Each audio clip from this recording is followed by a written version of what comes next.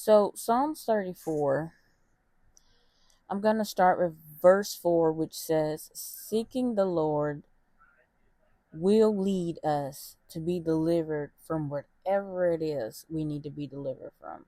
There are all kinds of things that hold people back that need deliverance. And if we seek his face diligently, we we all can be. In verse 8, try the word of the Lord, meaning if you actually obey it, just see if it comes out to be true. The word of the Lord says to just try it. Try it out. Put it to the test. If you want to look at it that way, yeah, his word would be true no matter what your test is. But if you truly obey what that word actually says, you can do it and say, "Oh, I'm just going to see what happens." And, oh, that word, it's going to happen. So verse 11,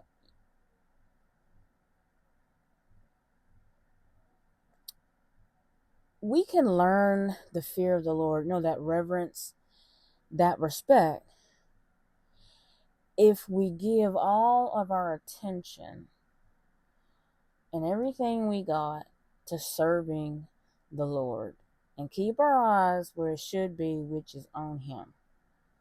We need to always be looking up. And I don't mean constantly trying to encourage ourselves. I mean, just look up. Verse is 15 through 16. It's a question. Do you want to be righteous, or do you want to do evil? So you read that verse and check out what that's saying and what's around it and what's that about. So check that out. And verses 18 through 20, I am going to read them.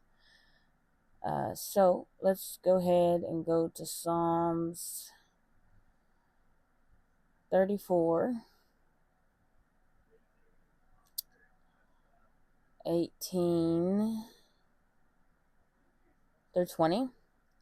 So the Lord is nigh unto them that are of a broken heart, and saveth such as be of a contrite spirit.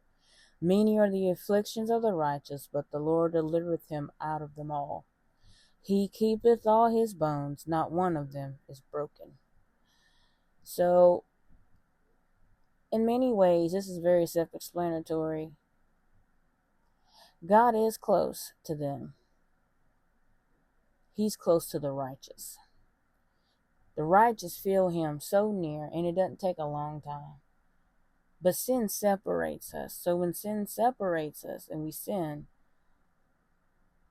and all that unrighteousness starts to come in, sin separates us from God. So if we don't sin, we will be close to him. All right. And verses 21, if you hate the right thing,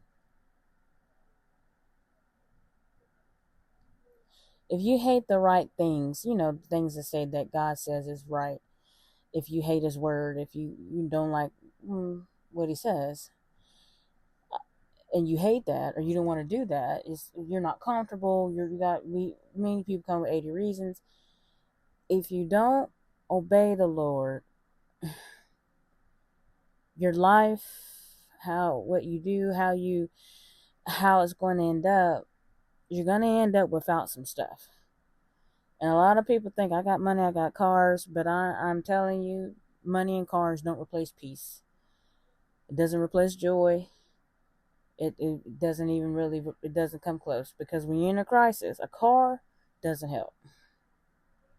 A car is just a Band-Aid. Even if you want to call it that, because even that doesn't really, a car, no. It doesn't help when you're in a crisis, a spiritual crisis. And driving around 80 hours really won't solve the problem. And in verse 22,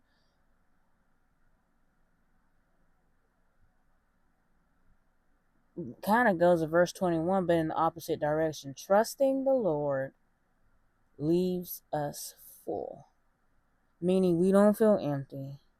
We don't feel like we're missing something. We actually feel like we are complete, and we don't have to go out and seek 18,000 things to make ourselves full. We are full. That's the beauty about Jesus. Jesus completes us to the point to where we are so satisfied. We don't have to go out and do some of these things we see people do and get into a whole bunch of debt, because we're complete right here. We're complete in Him. And that means a whole lot. So I'm thankful for that. I really am. Personally speaking, I am thankful for that. So let's just trust the Lord.